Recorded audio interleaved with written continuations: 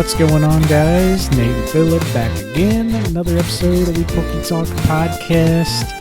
Phillip is fresh off of New York from Go Fest. So, how you feeling? Not too bad. I got home at about 11 last night. Like a flight got delayed several times from New York. They lead to like 4-ish, and then we had 2-hour layover in Chicago. Yeah, we didn't get back to almost 11. So it was a long day yesterday. Stayed up a little late. I had to make sure I got unpacked and all that. And Yeah. literally before we started this podcast, I uploaded all my photos. It was like over 5,000 photos. And, I don't know how much I've discussed that here, but photography is definitely one of my main hobbies. And a lot of times I don't shoot as much, like around town, just because there's not things that like inspire me. I'm one of those folks that gotta have to be inspired to do photos a lot of times. Yeah. But I mean, being in New York, man, what an experience! Yeah, it's like Truly. can't be much more inspiring than that sometimes. No, you can't. I mean, it was an enlightening. It was like an enlightening experience. I can't even describe it. Like, yeah, it's big, obviously. But that's not even the best thing about New York. The best thing about New York, I would say, is the culture and the people, the multicultural and the people. It was pretty crazy. We just talked to we talked to a lot of random people. I think on our trip we probably talked to or heard at least a dozen different languages around us at like all times. Yeah. Throughout the trip, like we talked to a guy from Bangkok, a few French, Italian. I mean, it was just kind of crazy, all these people, and just talking about some of their experiences. And wow, it's just incredible. And for somebody that has a sweet tooth, I might have found the best cheesecake ever. So, and get this, I can actually order it online, and they ship it with dry ice packs. Wow. Oh, yeah. I'll be spending that money now. I mean, it's not cheap, but damn, it's good. Like, it was seriously the best cheesecake I've ever possibly had. And we had Go Fest. We had the whole weekend of Go Fest, and so I'll say this about the Go Fest experience this year. So the city experience might have made it the best ever. However, the actual park experience was among the worst ever. Yeah. Not saying it was bad per se. There was a bottleneck of people Saturday in several areas. It was more people than I've ever seen at any Go Fest ever. I mean, that should have been expected in New York City, right?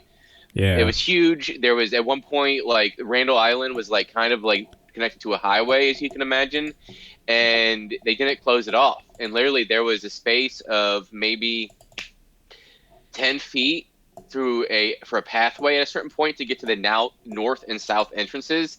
And it was reminiscent of if you've ever been like in a populated high school or middle school, like people log jam Like straight up. The hallways between classes. Yes. Trying to get to lunch.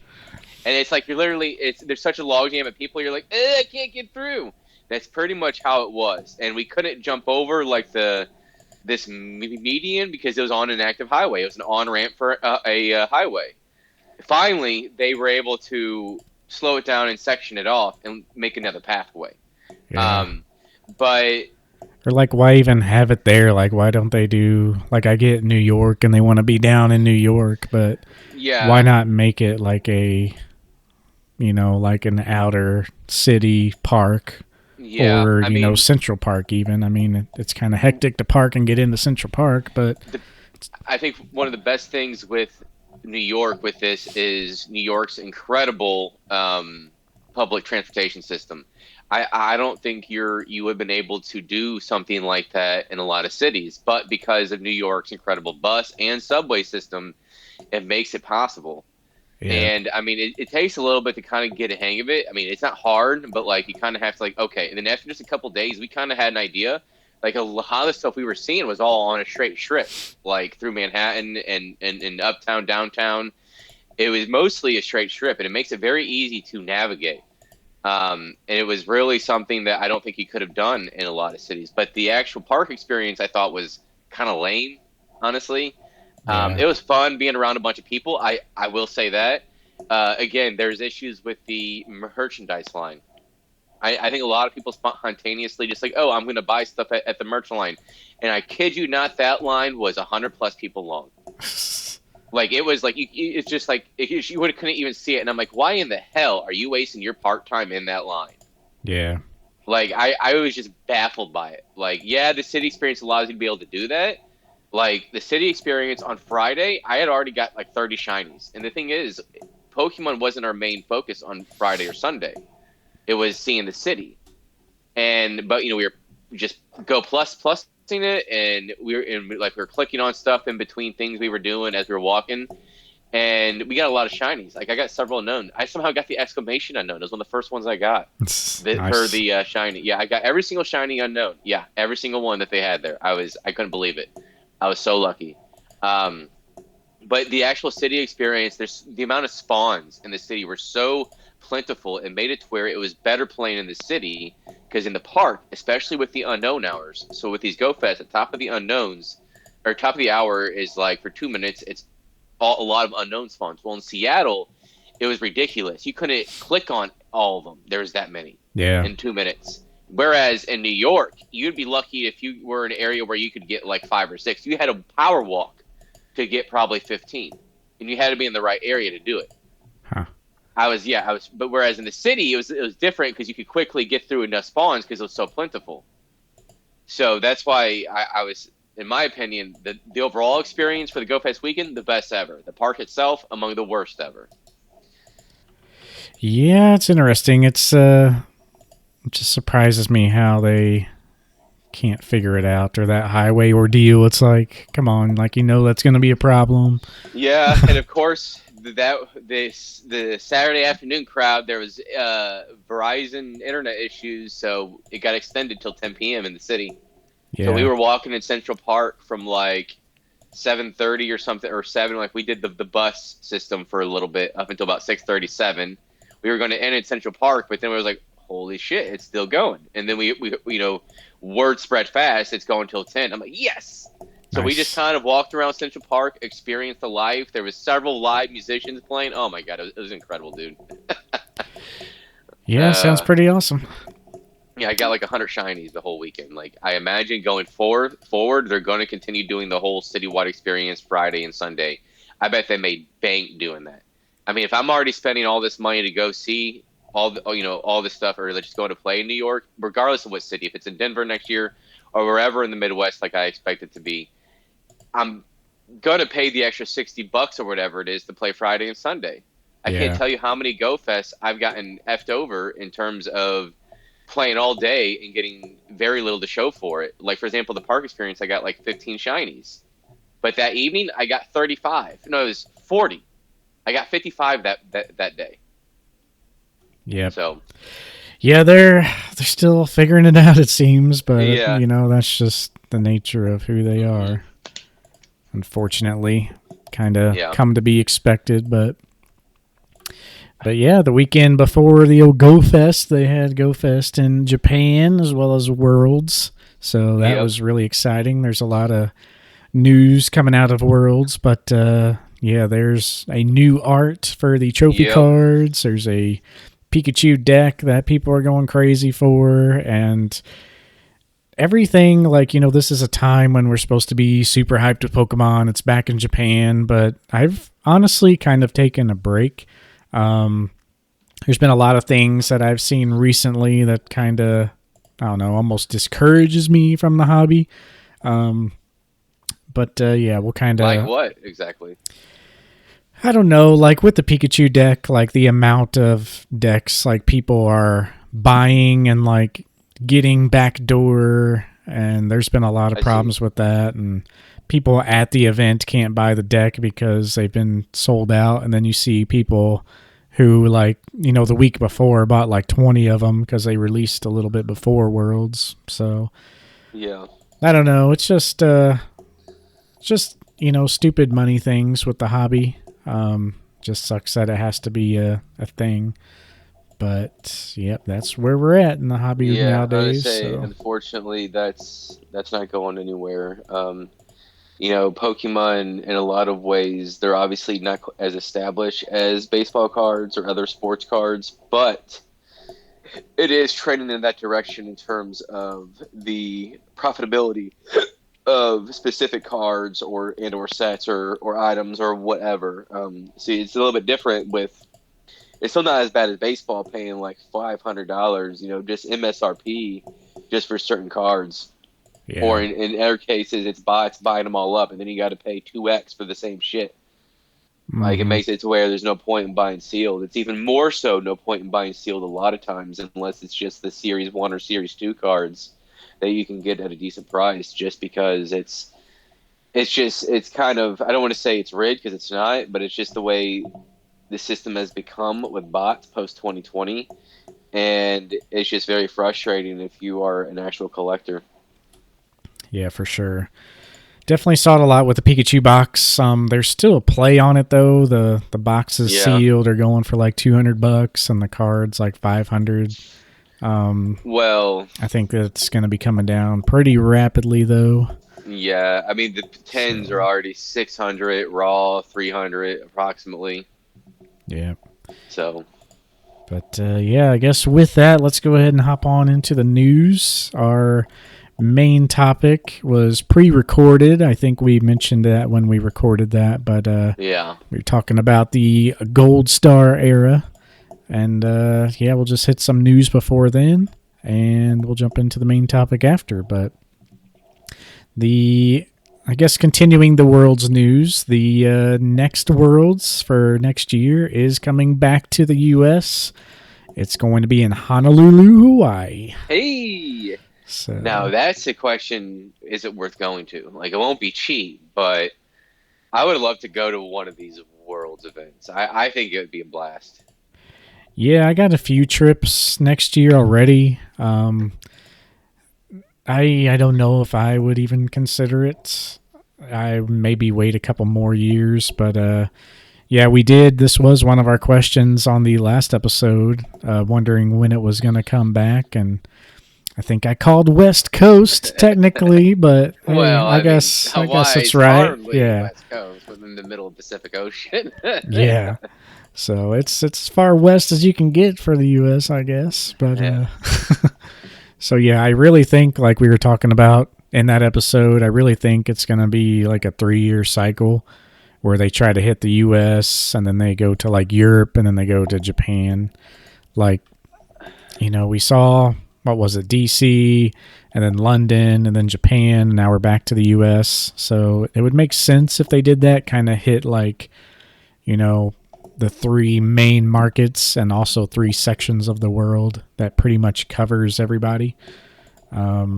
But yeah, there's a lot of people.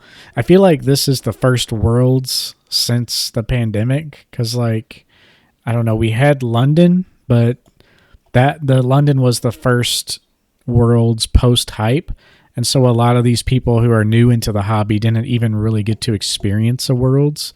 So I think London, a lot of people watched it. The attendance wasn't like as crazy as it could have been, but it was still like super packed. And so I think a lot of people watched that and was like, man, I need to go to this. So the first Worlds that people were aware like of what it was post hype, I think was really this year. And there was just a ton of people who made the big journey. So that was kind of crazy to see the amount of people who traveled for Worlds that I follow here in the U.S. But Yeah, I mean, they couldn't have been cheap. I mean, cheap. You could probably have made lodging kind of cheap, especially if you went with somebody. But just the airfare alone yeah, it's a would have lot. been. Yeah, that's the biggest thing. It's not even necessarily the lodging. It's the travel itself. Yeah. So yeah, like I said, I feel like this is like the first true Worlds post hype, post pandemic, with everyone watching London. Then they want to go, and now like it's just going to be this big every year here on out, no doubt. But yeah, it's exciting that it's coming back to the U.S. and Honolulu. It's going to be pretty interesting there, but yeah, should be cool. And to say we also have a new Pokemon revealed. Yep, they revealed a new Pokemon. This was through a promotional YouTube video, I think it was, on Yeah, the Pokemon channel. But yeah, they announced Poltergeist, I think is how you say it. Yeah. Kind of like Poltergeist, but it's I like say they a don't they have another one already, kind of like that in their Pokemon. That's like, yeah. I think they have like the teacup little Pokemon. I yeah, can't exactly. remember like what they are, but maybe this is a form. I honestly hadn't paid too much attention to it, but yeah, this one is definitely reminiscent. It's like a ghost type of that version.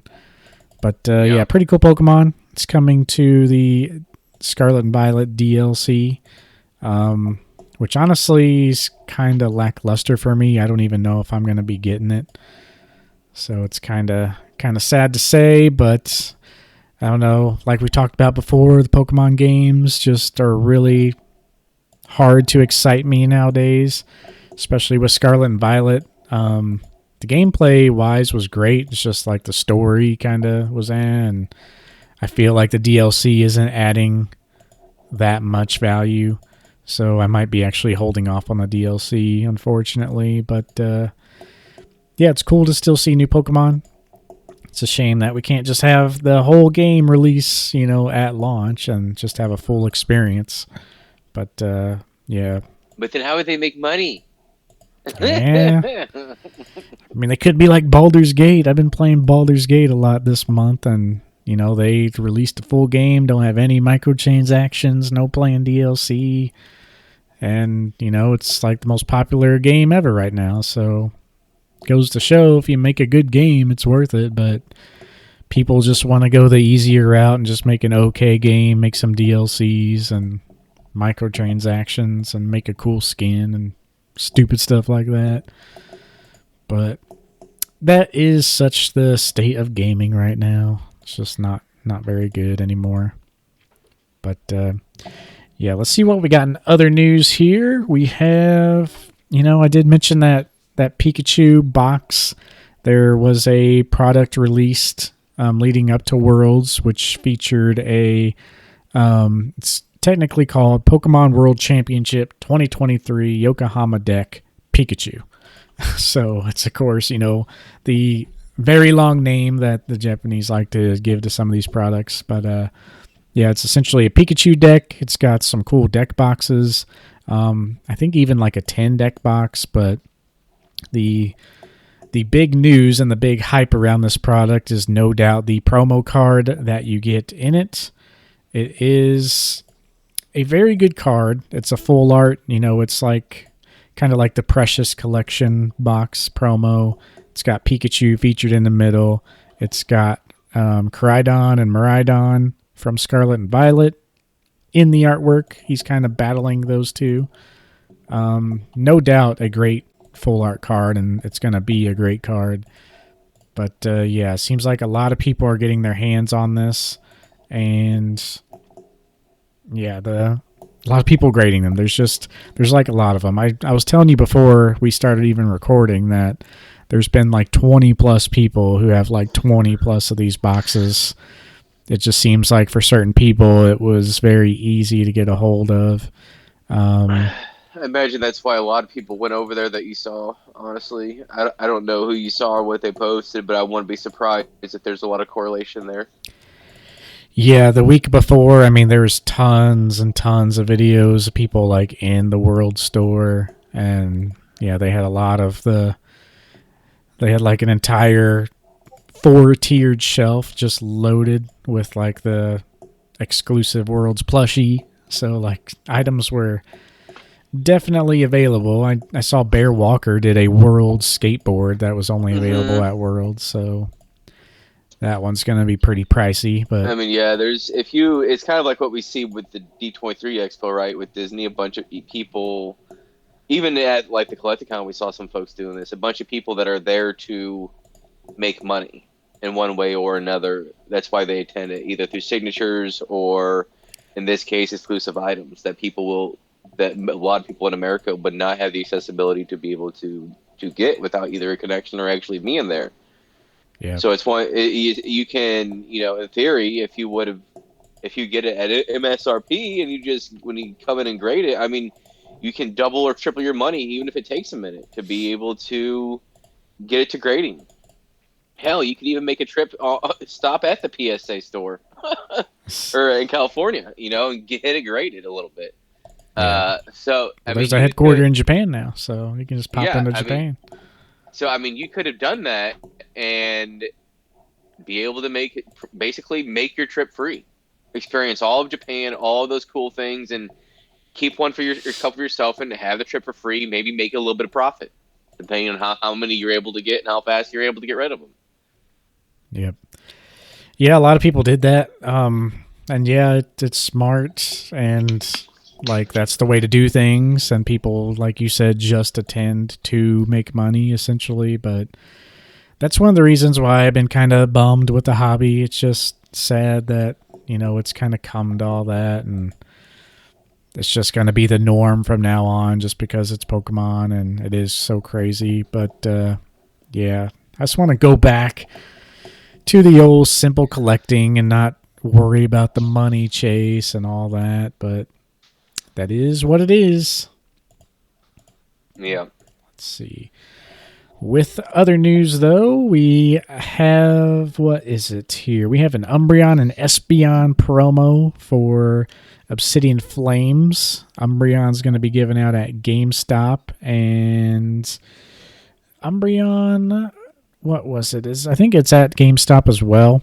They are reverse hollows with a special stamp, so it's cool that they did reverse hollows. Usually it's just like a normal card. There is a Tinkatongue promo that will be available at Best Buy, but the cards never really surfaced. There was kind of some doubt whether these cards would actually be a thing or not. I don't know if it's a production issue or people just taking the cards for themselves or what is going on, but I guess the Umbreon and Espeon have been popping up, so they are out there.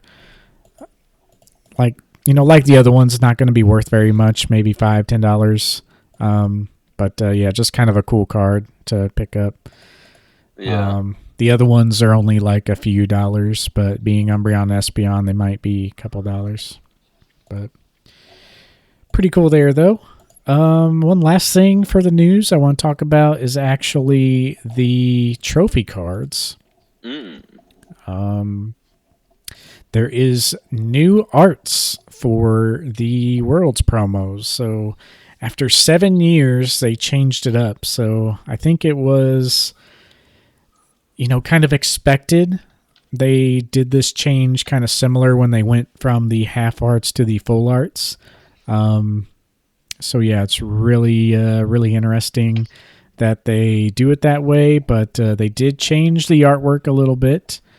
I think they've had the original, and then they had the updated half arts, and then they went to the full arts. And then this is the first time that they've changed the art of the full art cards. So this is the fourth line of artwork that we've seen in the trophy cards. But in my opinion, they look a little better than the old ones. And yeah, pretty solid. A lot of people that I follow on Instagram was on the show floor hunting these cards down. There was a lot of interest, and this is the first time we've seen just the interest so high. This is on everybody's radar now. This is the first Worlds that just people felt like they had to go to, and every creator's going, and these cards are just going to be so crazy for competition to pick up these cards every year from here on out. Well, you said Jim at Pokemon was he'll beat any offer. You showed me a post that he made. Yeah, Zach was running around, said he'd beat any offer. I saw someone share on a story a 100K offer. I heard that there were sales under 100K, but I would say 60 to 70. Which makes sense because the older trophy cards that are already out there and, came out when when it wasn't on everybody's radar, those cards are in the 100 to 150, I feel like. So it makes sense that the brand new ones are under 100. But I think that first day people were throwing out ridiculous numbers because they just wanted to get in contact with someone. And yeah, so I would say 75 to 80K was probably what some of these sold for. Or that was about the range. But which is obviously life-changing money. oh So yeah, yeah, just right there on the spot, 85K. It's more than the prize money or the scholarships that they give out for winning the whole thing. So yeah.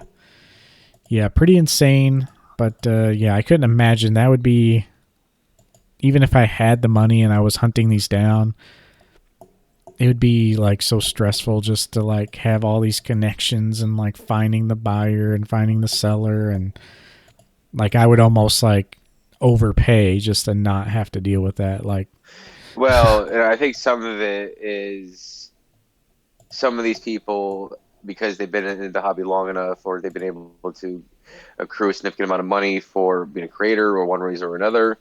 Um, you know, it makes it where you have all these amazing cards, and you need to add to your collection somehow something that's truly scarce, something that's truly meaningful within the hobby, and that's what these cards are. They're the yearly, placement cards that are incredibly scarce. yeah, So I mean, people, they part of it is the thrill. Now, are they trying to flip it for money? Maybe, and it makes sense. Yeah, like you were saying, to say if it costs you 70, 75,000, whatever. Well, if you sell it for 90,000 or 100,000, I mean, you made 10, 15, 20,000. Depending on whatever, and it's probably going to be done through a private sale. yeah, So that way you keep the majority of it, the majority of the revenue from the sale. yeah. It'd be pretty crazy.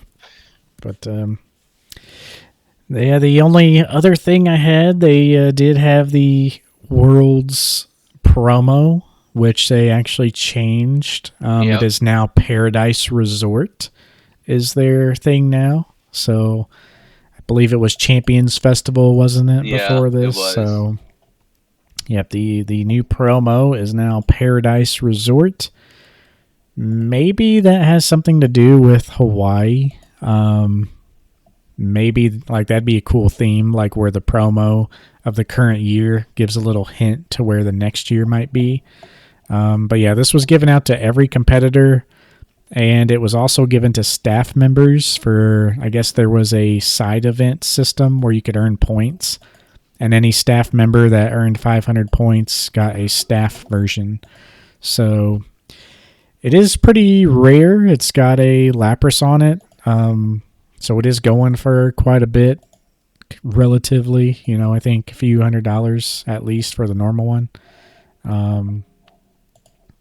But yeah, I just am not a huge fan of a lot of the artworks for those. So you're not talking about the Celebration Fanfare with the one with Pikachu and Charmander?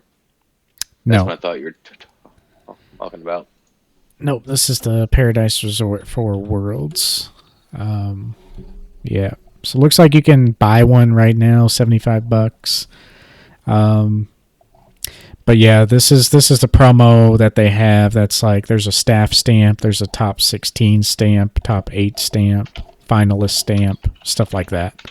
So if you type in Paradise Resort Pokemon, you'll see that on Oh eBay. yeah, yeah. But be cool to pick up. It'd be a solid card in any collection, especially the stamp and the finalist and all the placement stamp versions. But yeah, I don't know. I just never really liked the art for these. Looks like there's quite a few staff ones on eBay right now.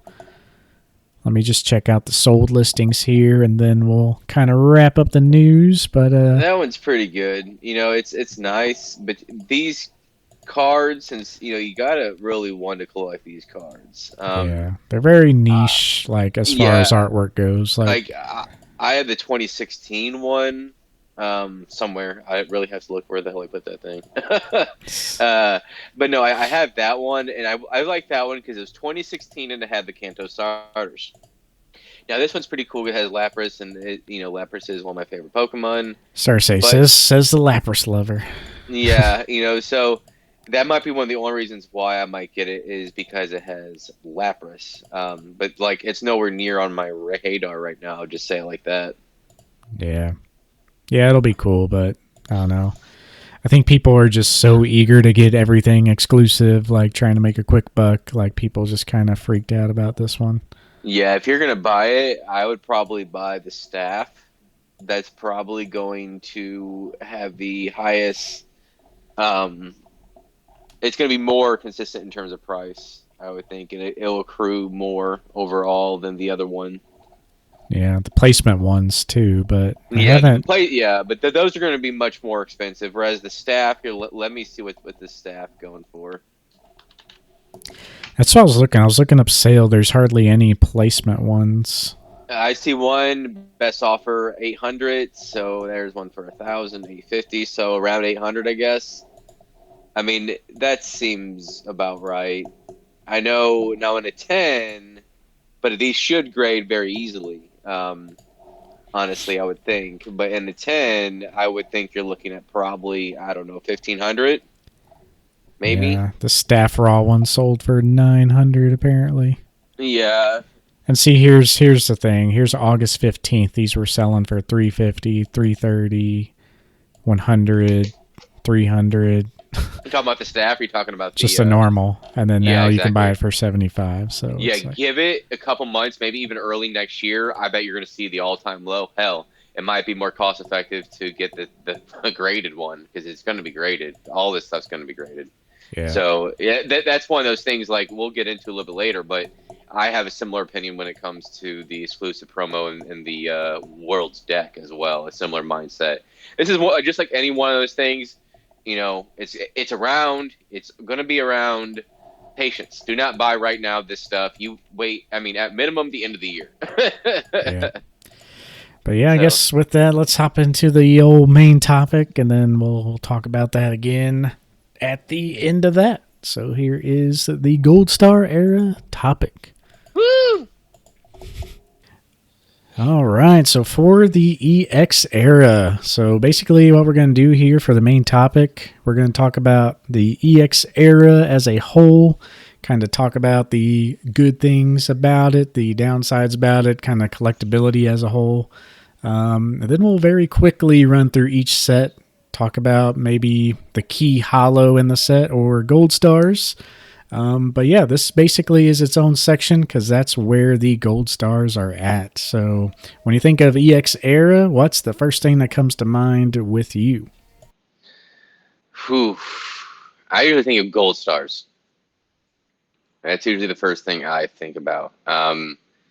The first gold star, I guess, is probably the Charizard or the Umbreon, but that's not Umbreon. Isn't exactly that was released a little bit differently. But when I think of gold stars, those are the ones I think of. So, and you know, I would say that there are quite a few good EX era cards as well, but sometimes the art is kind of, I don't know, like this 3D sort of shading. I don't know. Sometimes the art just I don't feel it, and they're kind of obviously they're having some callbacks from in the current EX era, but I would still say the art looks a lot better. But just the overall aesthetic of some of the EX cards, I'm just kind of eh. Yeah. Kind of like how, at the end of the last era episode, we talked about how Pokemon really started experimenting more with some things. Like, of course, the e-reader, Expedition, Acropolis, Skyridge, they all have their own art aesthetic. This is when the Pokemon Company took over. And in my opinion, you do see some really great artworks in here, but it's all kind of the same theme all the way throughout these Gold Star sets. There is kind of a step back, in my opinion. Some of them do look great, but there is a step back on many of them where they kind of go back towards the kind of CGI or just computer-generated images. Mm-hmm. So as a whole, the art theme is really great. There's a really wide variety within that, but there is a certain amount of cards for each set where they definitely took a step back. Just looking at the first set here, which is EX Ruby Sapphire, I mean, you do see it some on the holo rares, but you really see it on the non-holos a lot more. Like Slacking, it's just like its base Pokédex image just chilling in the grass. There's just a lot of things like that. So I don't know. The artwork is a nice mix, but there's definitely a little step back in some of the quality for some cards. And you kind of see that throughout the whole thing. Like each set has their strong points, but yeah, when I think of the EX series as a whole, it's definitely the Gold Star cards for sure. Insane value is held within the Gold Stars, but overall and collecting throughout the years, like we mentioned this before, this whole era doesn't really have like the key collector nostalgia that a lot of other things have. Not a whole lot of people collected really in this time period. As far as like what they are, I mean, these are some of the rare sets that have ever came out. EX Deoxys is rumored to be like the shortest printed set ever. Pokemon Hobby was at an all-time low around that time period, and it just kind of sucked for a while. But getting back into the hobby, a lot of people, especially in 2020, love Gen 1. Neo got some love, but Gen 3 still didn't really get any love. A lot of the people, I'd say in 2021, 2022, you saw the people who were really invested in the hobby already. Maybe they came in at 2020, but they were actively buying up like what they really want. A lot of people started looking at the third gen and some of these sets. I know Master Set Games, which we dealt with in Collecticon, at last year's Collecticon, he was buying all these sets up. So a lot of people thought the same idea that, we seen base set, we seen Neo set, EX Air is next, right? But the market kind of cooled down a little bit. I think there's also just so many options as far as the first two gens go that it's, everything's went up a little bit, but how deep do you go, Say, I don't even have binder sets of these sets. My binder set ends at Skyridge, so that's another factor. Are you only wanting to collect WotC? Like, these are not WotC, so these are the beginning of the Pokemon Company era. So it just falls in that niche category. We've talked about it also with promos, like even some other cards, like your Arceus cards, even though those are Diamond and Pearl. That's kind of in the same bunch as well. But even the people who came in really early back into the hobby, like I did, I came in Diamond and Pearl. So this generation of Gen 3, as far as the TCG goes, it really is just a lost era. And really the only significance it has to me is just the Gold Stars, which that's a lot of people's significance. Because when I did get back into it, Diamond and Pearl, those were still seen as the chase cards. So. Yeah, there's a decent amount of obviously I see Camillas, and there is some unique art, but as a whole, it's mostly forgettable, not good enough to collect, although there is some gems, especially commons and rares. But ultimately, I think the first set we're going to begin with is the Team of Rocket Returns, correct? I think, yeah. Did we cover the EX Ruby Sapphire all the way up through Fire Red, Leaf Green, right? I thought we did. Yeah, I think so too. So yeah, it should be Team Rocket Returns. Because yeah, we ended before the Gold Stars, and there's the we talked about the Kanto Birds. I remember that. We should be Team Rocket Returns. So yeah, like I said, even looking at that EX Ruby Sapphire set, which that was last episode or last era episode. I mean, like I said, that just continues on through these sets. Yeah. So, but they had a lot of EX cards in this set. Now they also had the dark vibe like that they've had in previous sets. Like you might remember, like Dark Charizard, they had that first with the Team Rocket.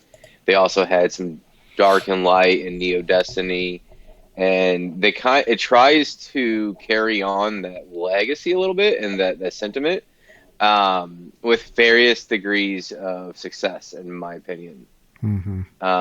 Some of it is unique compared to the sets around it. I will say that there's at least a unique look that you haven't seen in several sets. But this is one of the things where, again, there are some cool commons and uncommons, but it's hit or miss. It looks more generic, but it's top heavy in the sense that the main cards will be the EX and the Gold Stars, which this is the first set featuring the Gold Stars. Yeah, and I definitely think it was a nice starting point being EX Team Rocket Returns. It was kind of going back to a themed set, the first really themed set they've done in this little EX era block. So yeah, even though I said the art theme still kind of stays the same, even from the start through the Gold Star sets, they did experiment a little more. So like you said, they went back to the dark typing.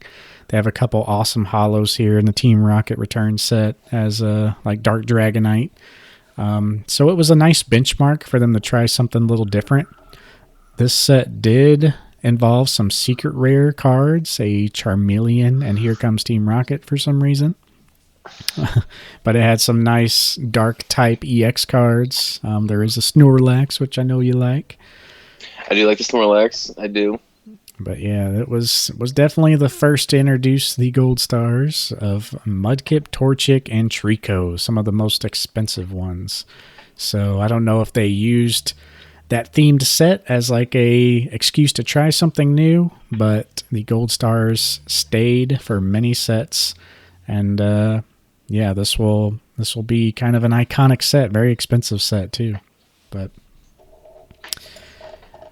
kind of stinks. Like, I don't know, if you don't count the dark cards, and literally if you hold up every card that's not a dark card and you hold it up to every other set, even the ones after this, it is literally very, very hard to tell which cards are from what sets because they all have that kind of same art style. It's kind of a good thing though. It's kind of like it's kind of like the e-reader sets where you see that artwork and you know exactly, oh, that's got to be an e-reader set. But this kind of has the same vibe, but I think nowadays with modern sets, it's getting hard to tell because a lot of modern sets kind of look like these sets now, in my opinion. With it, there are some cool little arts or cards, rares, commons, whatever, but there's a lot of generic art cards that they use just as filler, pretty much, honestly. Yeah. I feel like they look really similar, but modern sets might have like a handful of sprinkled in like amazing arts, like from newer artists and stuff. But yeah. And so there's not really much to say on these Gold Stars. I mean, the hollow pattern's cool, like especially with Torchic. Yeah. But there's some Gold Stars, like I understand the natural scarcity factor, right? You know, one of the lowest points of the hobby and just being hard to pull in general. But honestly, most of the Gold Stars I don't really care for. Yeah, there is a weird art aspect to them. I've come to like grow to love them a little more. Yeah. They were they're shiny, but yeah, they were special in the sense artwork style because they were like the artwork of the card extends past the artwork box on all of them. So that is a little, kind of cool thing about them as far as like visibly thing. But it's real subtle. They're not like a full art card or anything. So yeah, it is nice, like a little touch to the card, but yeah, I see what you mean. These first three, Mudkip, Torchic, Trico, I like the art style on these guys. I do like Torchic. I do. Yeah. These are, like I said, some of the more expensive ones. Torchic especially, I think he was very hard to grade. But yeah, he goes for quite the penny in a high grade for sure. But yeah, I guess we can go ahead and just run through each set real quick, and then there's a lot of sets. Yeah, there's a lot of sets. There's like 12 things to talk about, so we would love to chit chat more, but I think we're gonna have to keep it to Yeah. Yeah. a main point. This one stands out, by far more than the other ones because it is the first Gold Star set and it is a themed set being Team Rocket. But yeah, these other sets, just know basically for artwork, it's kind of the same. And yeah, let's just touch on kind of the key hollows, key EXs, and the Gold Stars. But the next set is interesting. It is EX Deoxys, releasing February 1st, 2005. Pokemon was not cool. Everyone was into Yu-Gi-Oh! Yu-Gi-Oh! Yep. Yeah.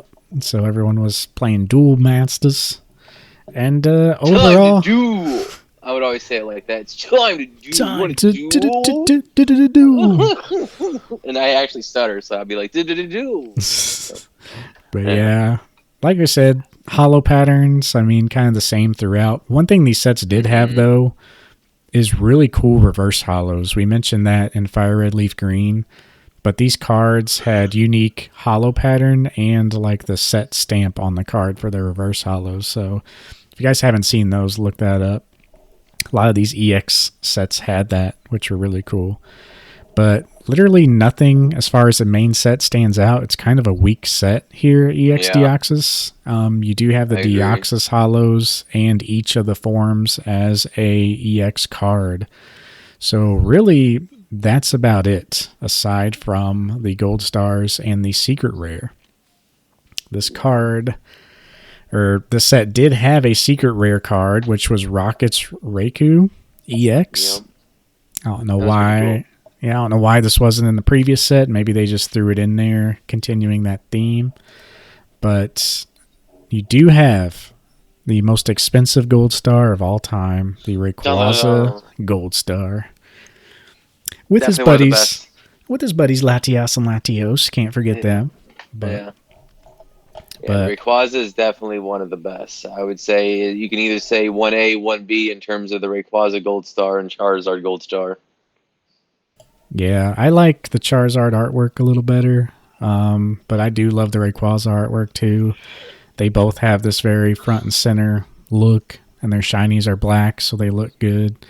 The thing that makes Charizard really stand out more is because it's a dark type, so it's a black on black card, which is really cool. But yeah, as far as value, Rayquaza is definitely the most pricey. Latios and Latias are kind of in that mid-tier, so you're definitely looking for that. But just think about this. Like, these Gold Stars are pretty much 1 in 2 to 3 boxes sometimes. People think they're like 1 in 2 boxes, but that is insane. So for one, you can buy an EX Deoxys box, one of the most expensive there is because of the scarcity. For 2, you have to like 1 in 2 boxes if you're talking best odds, have a Gold Star. So you buy 2 boxes, you get 1 Gold Star. Not only that, you can't guarantee you get the Rayquaza. And Latias and Latios art kind of sucks. They're mid-tier, they're still pricey, but yeah, it's that's why these cards are so insane. So yeah, there's actually honestly so the cheapest you can get even on TCG Player, it's a damage Rayquaza, 1,300. And there's actually a PSA 2 I'm looking at right now on TCG Player. It looks like there's no photo of the back, but just the front. It looks like one of those cards that probably has like a couple of dents or like the back's a little bit beat up, but the front looks magnificent. Yeah. It's one of those ones where, yes, it's an expensive card. I mean, 1,300 isn't necessarily cheap, right? Especially for not the greatest condition, but this card is a PSA 2, and I mean, like, if I were trying to get a Rayquaza Gold Star, I would be willing to get something like that just to have it, and it being in a case, so you don't have to worry about any more damage. Not like it really matters. Yeah. But that's another thing with these too, because people didn't like them or care about them too much. A lot of these Gold Stars were in rough condition. Like a lot of cards from these sets were, because they were kind of the packs that, you're kind of getting out of Pokemon. They're the packs you buy today. Like you go into Target, I'll buy a Scarlet and Violet pack. Didn't get nothing, I'll throw it in a box. These were those sets back then. It's like, oh, Pokemon, I haven't bought a pack in a couple months. They look cool. Throw them in the box. People didn't care about them enough to know about the Gold Stars, so they're like, oh, cool, Rayquaza Hollow. Throw it in a box. You know, people were Mm-hmm. chasing the EX cards, like, oh, it's not an EX. You know, this is just a basic holo, whatever. People just didn't care enough to really know about the ins and outs. But next up is EX Emerald. Literally was looking at the holos here. There is not a single artwork that I really like. Maybe Melodic. Moving down to the EX cards, it's got the Reggies as like the main focus of the set. It does have another Deoxys card in there, and it does have a Melodic EX. But yeah, aside from Melodic Holo and Melodic EX, this is pretty much it. They did not have any gold stars in this set for some reason. They decided to kind of skip a set. Maybe they were thinking, you know, maybe the gold stars weren't the case. They saw the low numbers with Deoxys. But they did, for some reason, put in 6 secret rare energy cards that were full art holos. So that is a key thing for this set. These actually used to be pretty pricey back in the day. I'm sure they still are. People love to pimp out their decks, but we got some Farfetch'd love in here too, as the 107 out of 106 secret rare. Yeah, I'm not even seeing a Kamiya in this. Usually I was seeing at least a couple each set. I'm not even seeing one in this set. Yeah. Yeah, it's kind of lackluster for a set for sure. A lot of people would buy those energies to pimp out their decks, but other than that, you got a Farfetch'd. This is kind of something that Diamond and Pearl has seen, that like random secret rare card. Why not? Let's throw in a Farfetch'd. So I love when they do that in the sets. They kind of stopped in the Diamond and Pearl era, which we'll see more of those when we talk about that era. But yeah, really just the EX chases here. So a really weak set compared to Deoxys for sure. But next up, we got Unseen Forces. I think this definitely spices things up again. You could tell they're trying some new things here. There's like a Flareon already, I see. Yep, they got some pretty cool, like, I feel like the artwork Typhlosion kind of goes up a notch here. It does. This is the first one I've seen that we've really seen where it's like, oh, this is some pretty decent art. Yeah, a lot of the Pokemon get more personality. You could tell they're trying to spice things up a little bit. Pokemon look more action-like.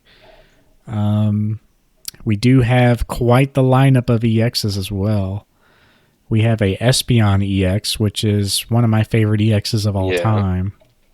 That's a very expensive card in a high grade.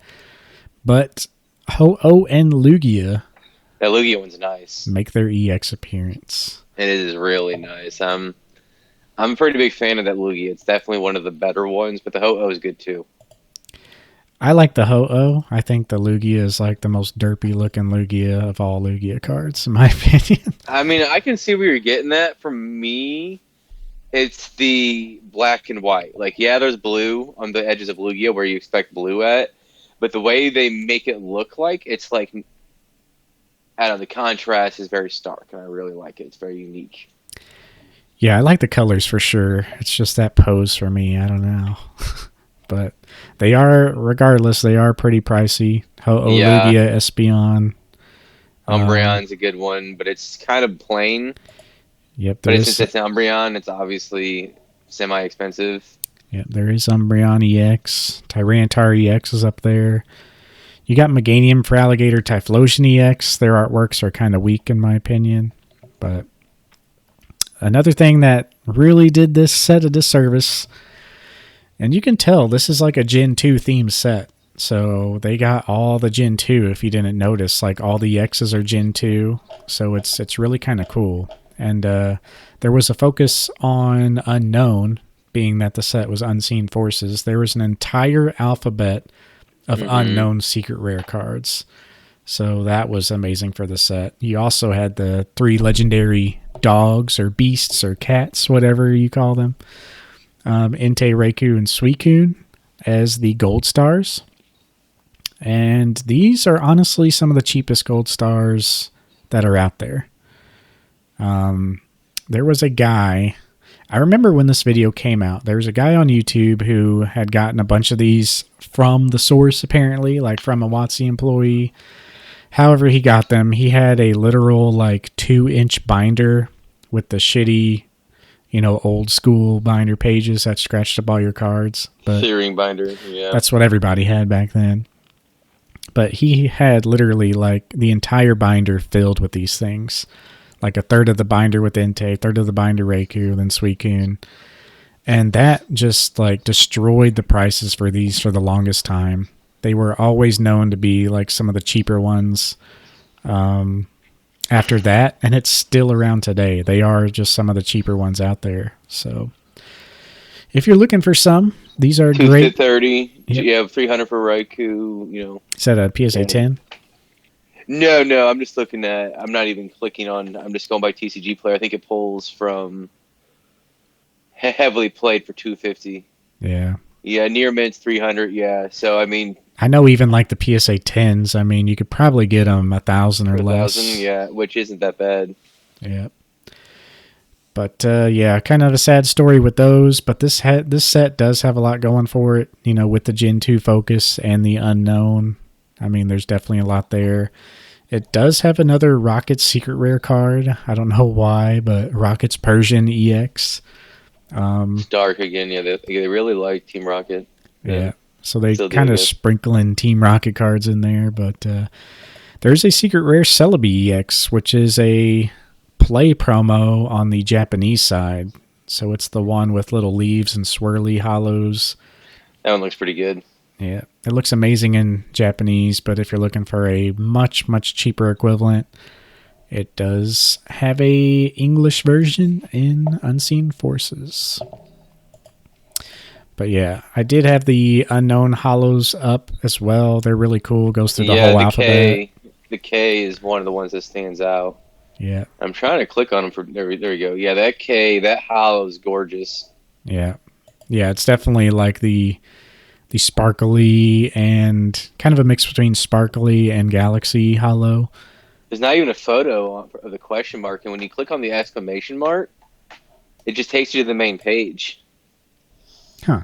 That's kind of weird. Yeah, I know. Same with the question mark. Yeah.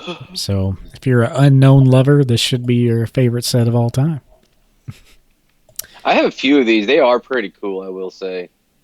Like in the G, that G is awesome too. Yeah. But all right. Next up, we have EX Delta Species. They're trying to change it up a little bit here because Delta Species introduced different typings. They were kind of a way to spice up the gameplay. And overall, from what I remember, it was actually a pretty good mechanic, or it really changed things up in a fun way. So you have things like an electric type Dragonite.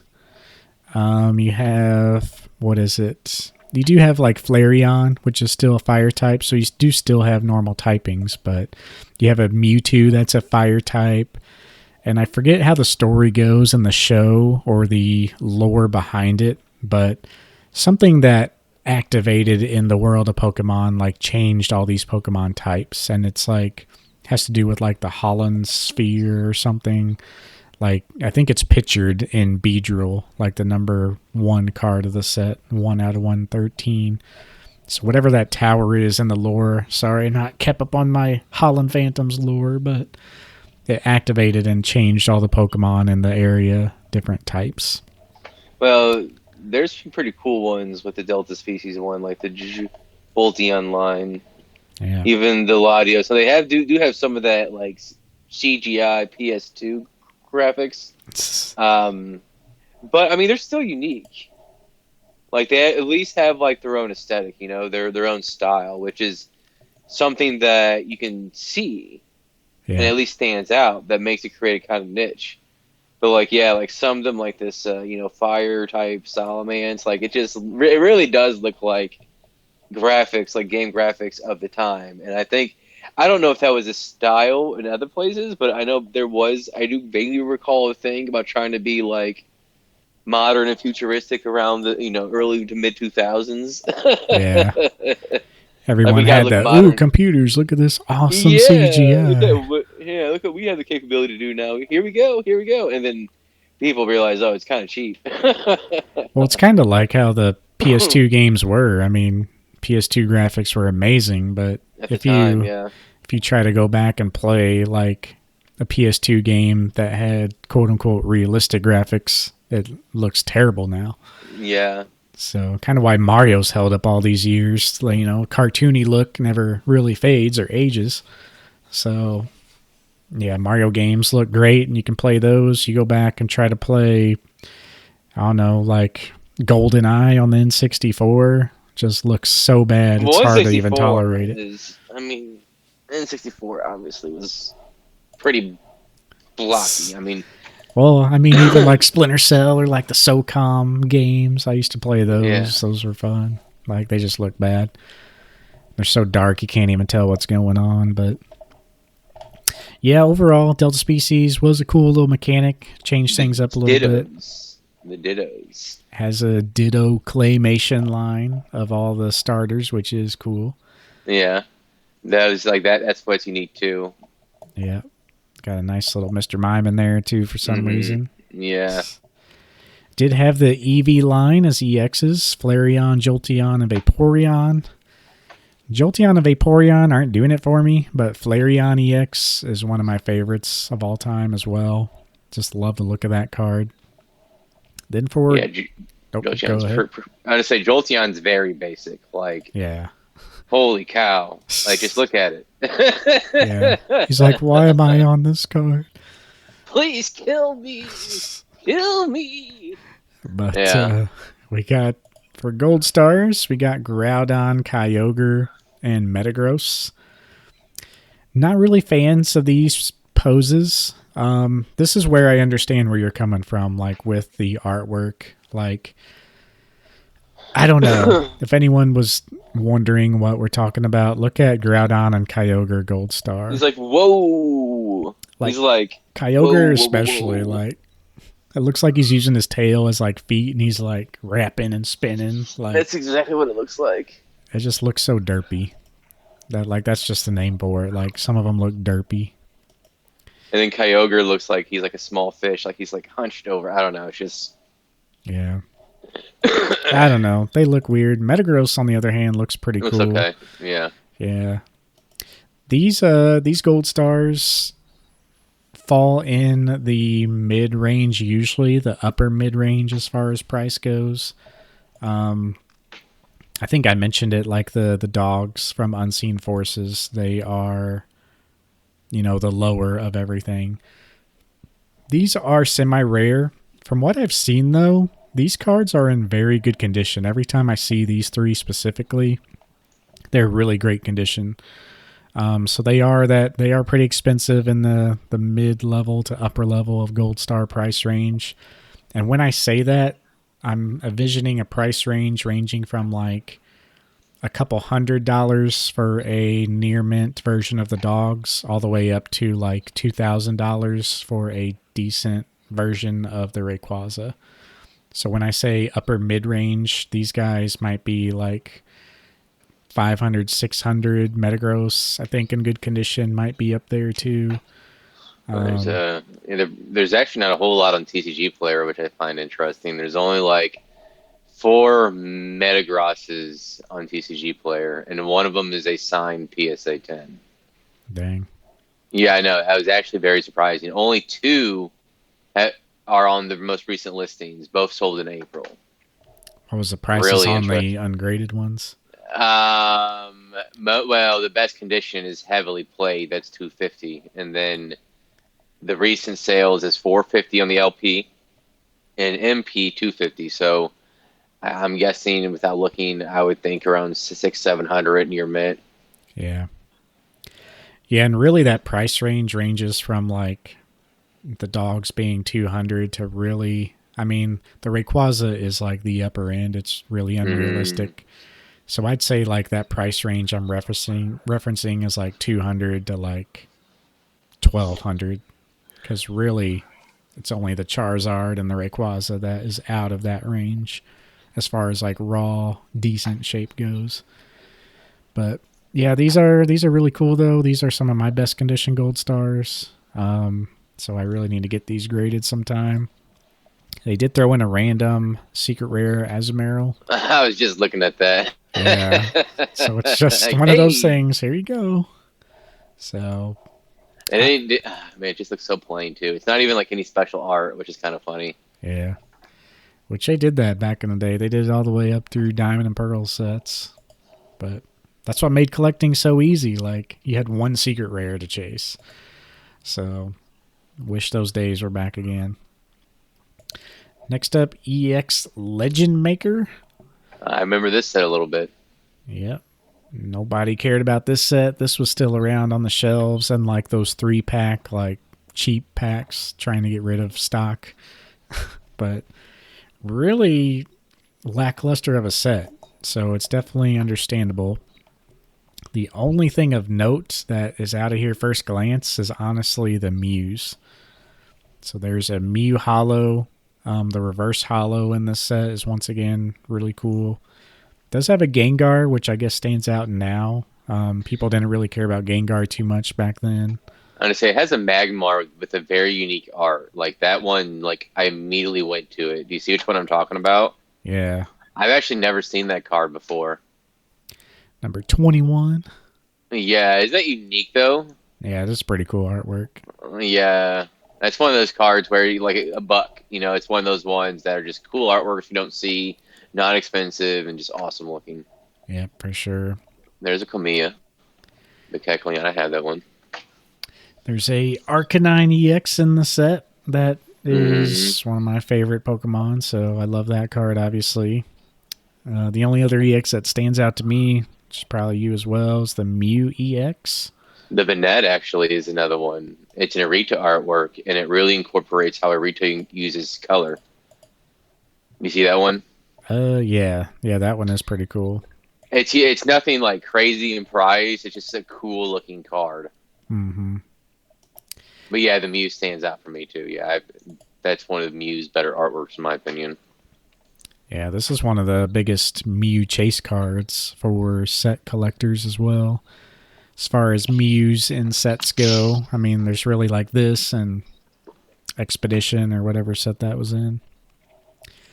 But for the gold stars, you get the 3 Reggies, and that's it. So I know there's not a lot of love there. No, we have a friend that has. I think it's the Reggie Rock.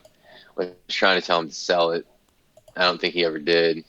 Yeah. Because now I think they were 600-700 even like in a PSA 7 during the hype. They're still up there. I mean, these are definitely mid-range. Yeah, 300-400 for a near mint. Yeah, so definitely lower than Kyogre, Groudon, and Metagross, but higher than the dogs. My Regice Gold Star is probably, I don't know, it's got a shot at a 10 from the last time I looked at it. The hollow surface is like so clean. Need to check that out. But once again, random hollow Pikachu Delta Species Steel type. Hey.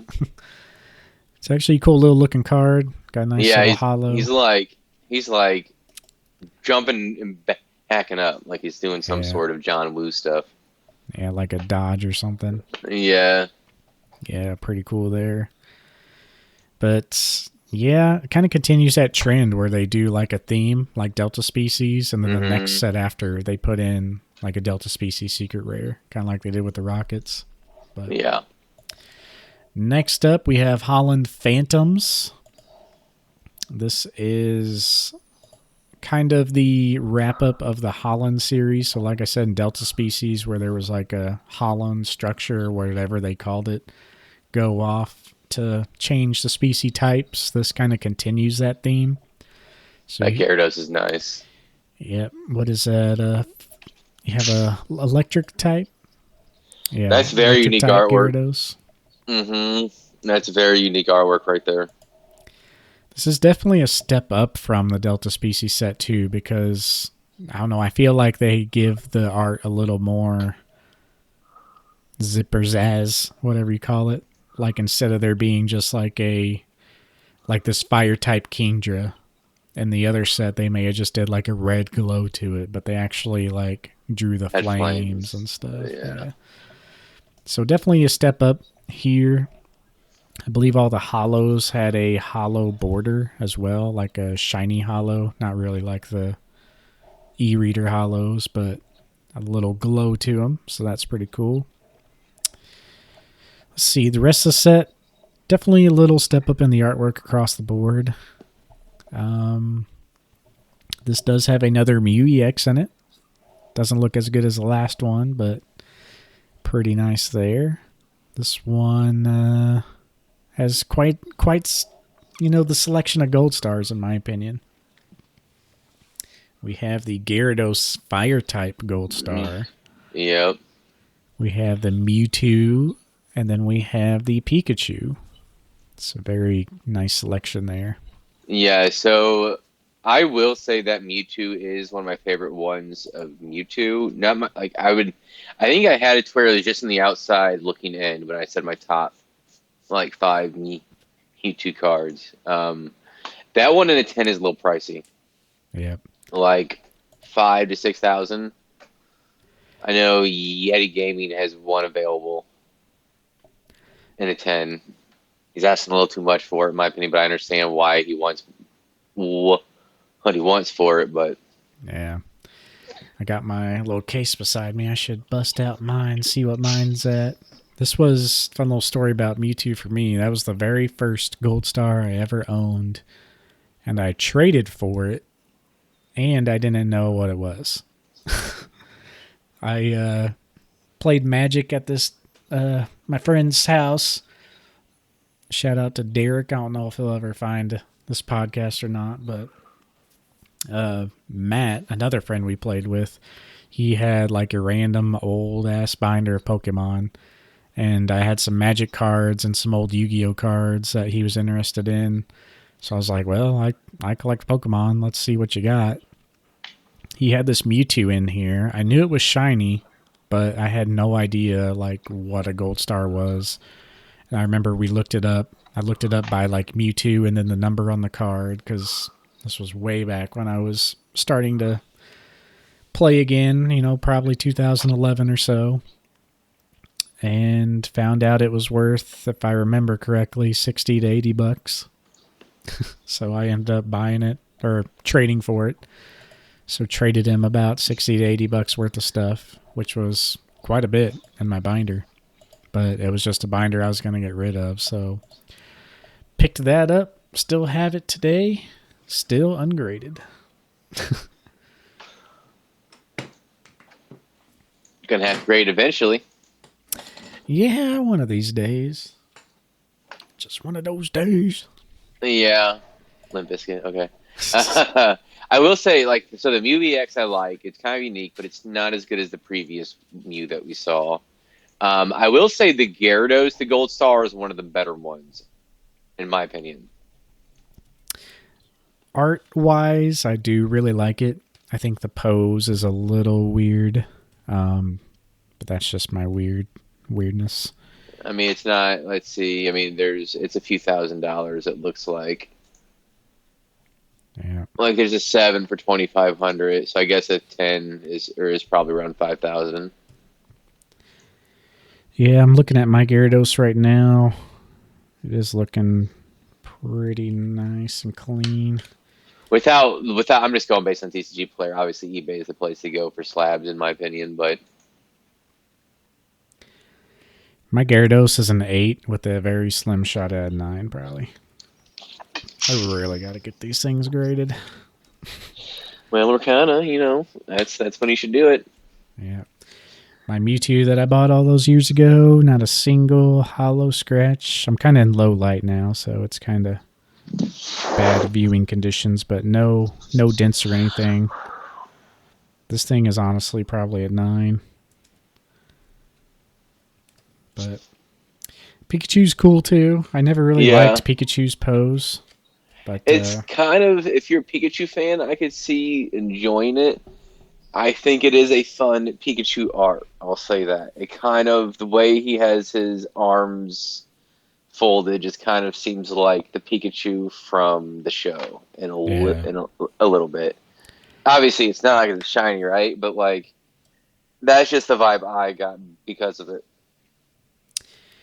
Well, his shiny variant is like so different Barely. than his normal. So I think he is shiny. He's just like, it's hard to tell.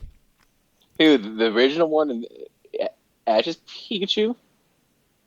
Oh, no, I thought you were talking about the No, Gold no, no, Star. no, no. I was saying this one's shiny, Yeah. so it's obviously not Ash's Pikachu. I was like, no, Ash's Pikachu wasn't shiny. Yeah. Imagine if they incorporated shinies that early. Yeah. But other than that, I mean, yeah, it's a good set. It's got a whole line of full art Deoxys, energies. Yeah.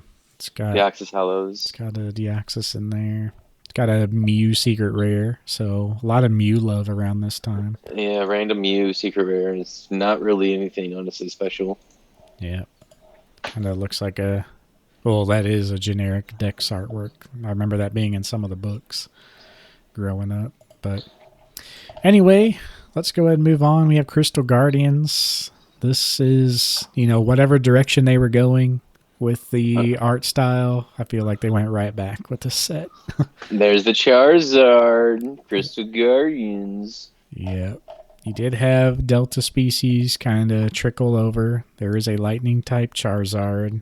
I'm pretty sure I pulled this card out of a pack because once again, like when I started, these packs were still around sitting on shelves because nobody wanted them.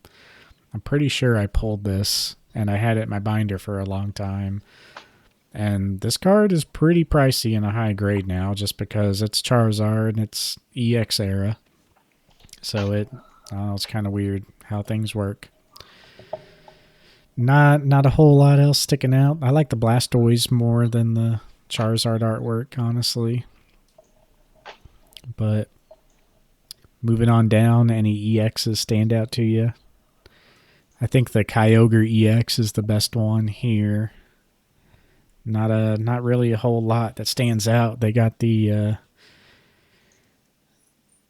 they got the Gen 3 evolutions as EXs, so I guess that's what they were going for. Like, this is the Gen 3 set. But Yeah, I mean the Groudon EX does stand out a little bit for me. yeah. Um, I like the Jirachi too. yeah.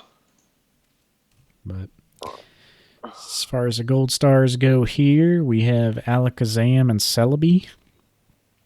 Don't know Celebi why for sure. they have Alakazam is Alakazam. good too. Yeah. Yep. I mean Alakazam, I like both of these gold stars right here. Celebi's artwork is a little weird to me. I do like Alakazam though. Celebi was one of the last gold stars I picked up actually. Probably one of the last fives. Or one of the last 5 that I got. But They're trying to sell a 10 for $8,000. I think that's a little overpriced. So don't know if you all know Cool Trainer Ryan, but this is his favorite card, the Celebi Gold Star. I think he has like 40 something of them. yeah, I saw him open up a box. It seemed like it was more than that. Yeah. But anyway, moving on, we have Dragon Frontiers. This is where things get a little more spicy. It's a big one, yeah. You do have the Delta species carrying over again. I feel like there's a lot of like cooler artworks here. Yeah. Like just the Meganium, then you have the Ninetales that you were trying to sell. Yep, Ninetales, Delta species. It's like my favorite EX holo of all time. Just looks like an art piece, in the background of that card. But I was trying to sell the Japanese version. Nobody wanted it at CollectCon because it's just too niche. The last sale of a 9 was in January, so it's just a thing. You got to realize when you're collecting these sets that not a lot of people really want to touch them. You pretty much have to find a collector who wants it for the PC because there's really no money to be made on these sets. I mean, there definitely is, but, it's a no-brainer to choose something else that is more nostalgic to people than these kind of niche sets. So many Kamiya cards in this set, too. Yeah. A lot of good ones. I like the Psychic type Hollow Typhlosion. That's always a good one. Oh, yeah. The Pinsir stands out, too. Yep. Not a lot going on for the EXs, though, aside from a Dragonite. Well, you do have a Rayquaza Lightning type, but I don't know what Rayquaza did wrong, but I feel like a lot of Rayquaza art and artworks into the TCG are just so derpy looking. Yeah, I'm not a This fan of one, the author. this one is just real bad. I like the pose, but just his face. I mean, could be a meme for that Rayquaza EX. Yeah, I had that Salman CX. What did I sell it for? Hey, I sold it for almost $100. Nice. Yeah, that was during the hype. It was near mint.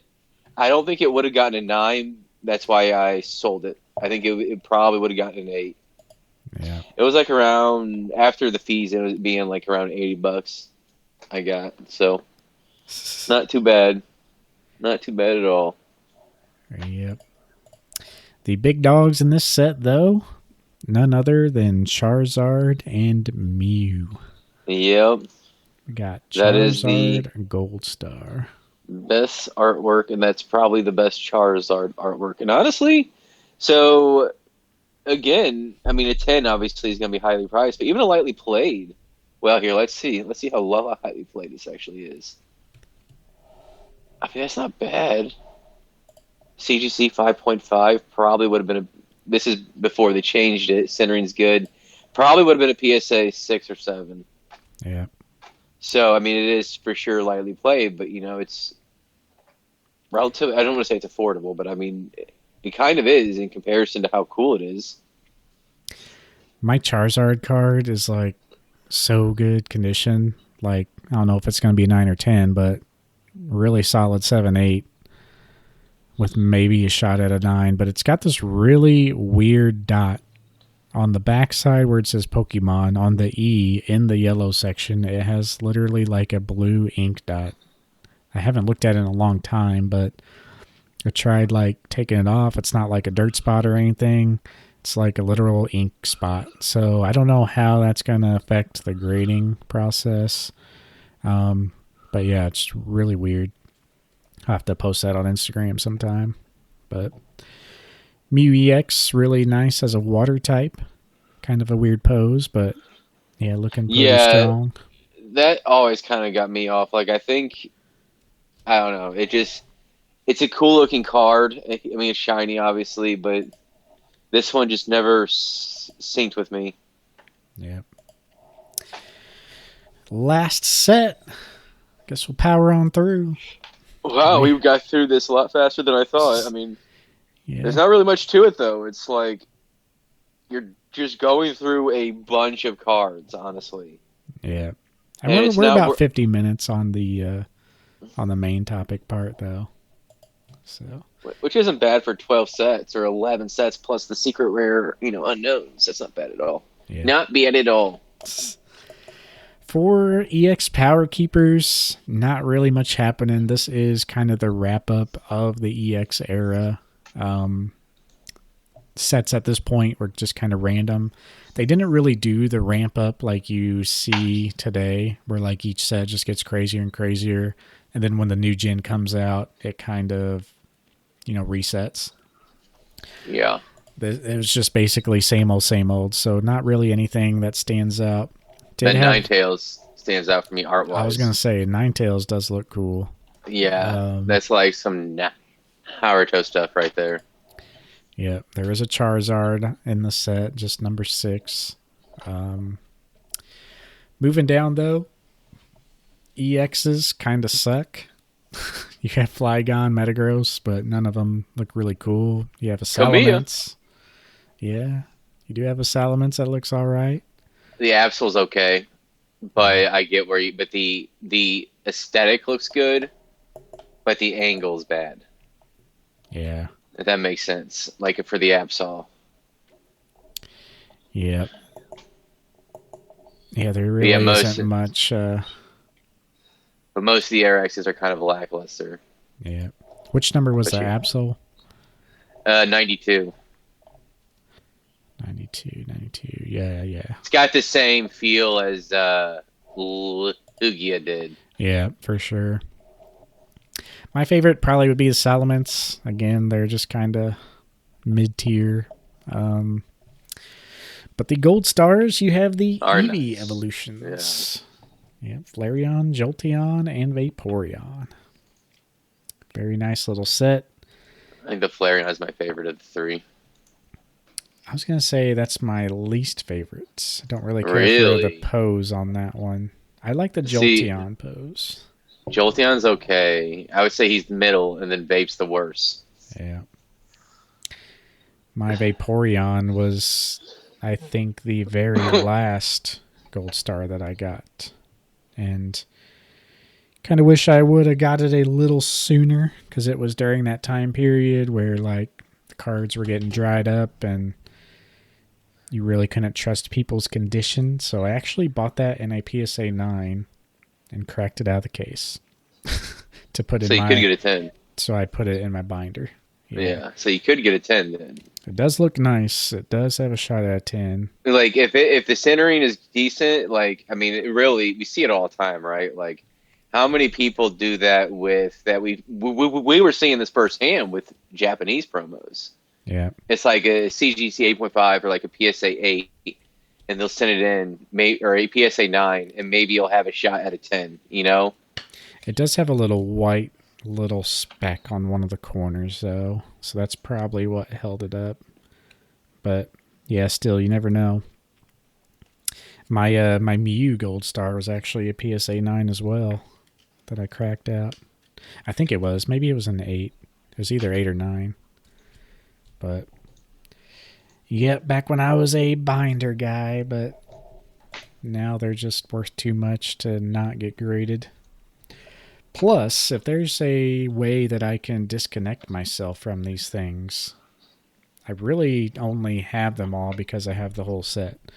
If I could, like, sell off some of these to fund some other things, that is a potential play for next Collecticon. But gotta get them graded first, and we'll see how that goes. I really like them. They were like my ultimate goal back in the day when I started out again, because it was just so unattainable at the time. But you know, people are probably thinking that now, but just stick to your goals, pluck away one at a time, you'll get there. it's really weird looking at when they release. Like, so the next era we're going to talk about is Diamond Pearl probably, but that's May 1st release. And then Pop Series 5 was March 1st. Yet they have the Pop Series after, well, because the Pop Series, it encompasses several years, I see. Yeah. I see why they did that. Yep, that is one thing we do have to talk about real quick. There are 2 more gold stars. Yep. That are not holographic on the English side. They are play promos that are holographic on the Japanese side. Very expensive. They're among the most expensive on English and Japanese. Japanese, it's actually... Is there even a record of a PSA 10 being sold? Because you had to get like... Okay, so let me think if I can recall this correctly. It was 50,000 points, was that correct? For the Umbreon and the play tournament for Japan?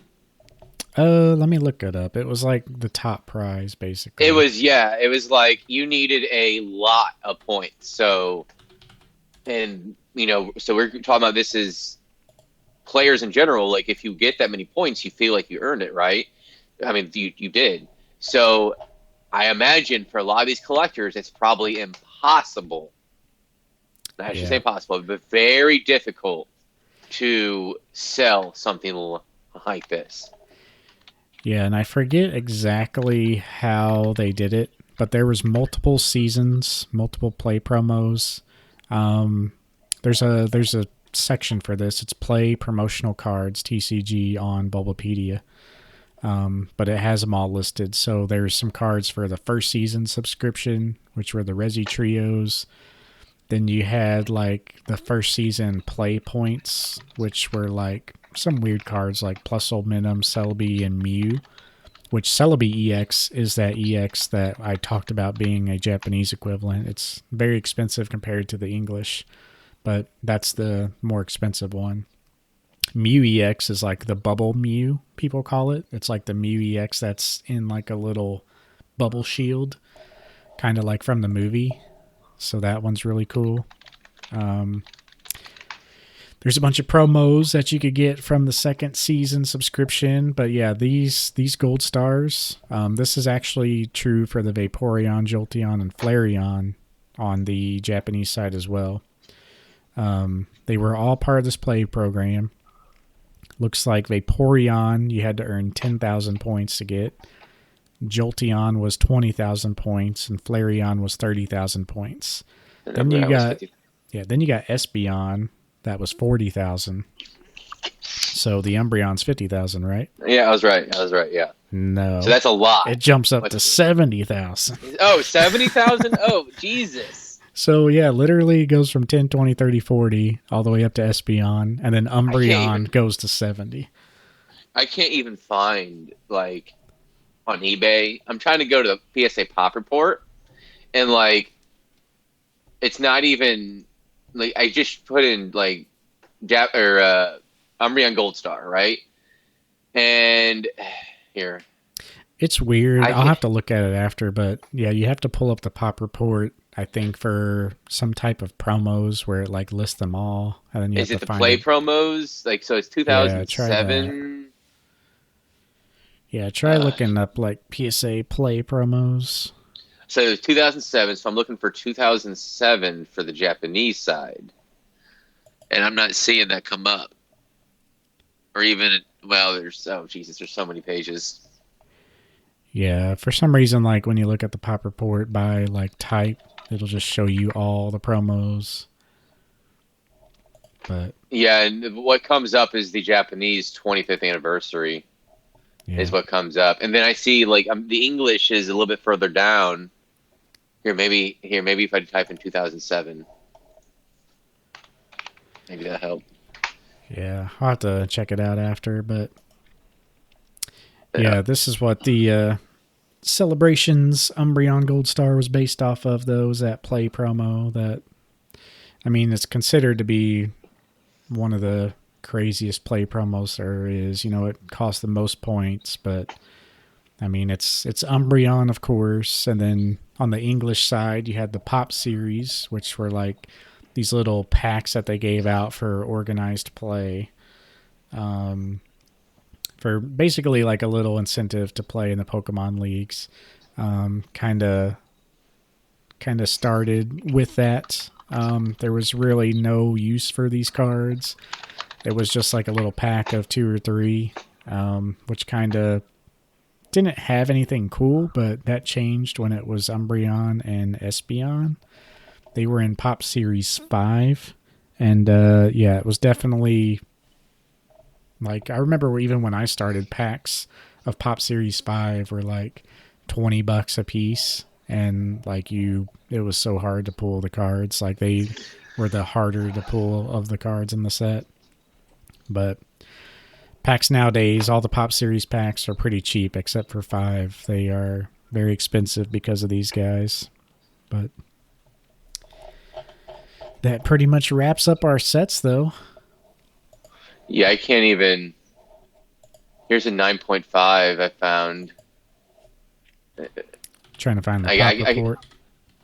I mean, I can't even find. Like, I go to Google because it wasn't coming up, and I just went to Google, and like the Umbreon Gold Star 17 comes up. Like the English one's easy to find, right? I mean, it's. You might try just searching. Species on the Pop Report. Let me try here. Because I know it's a lot, and I know at one point the PSA 10, I think, was like $15,000-$20,000. The Umbreon Gold Star for the English side. Yeah.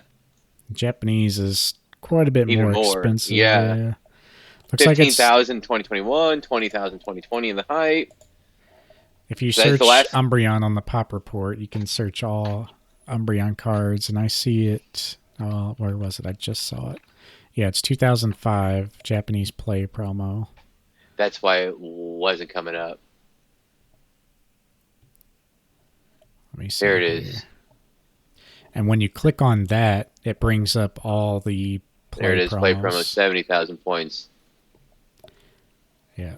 And it's only one sales, but 21 population for PSA 10. Oh my god.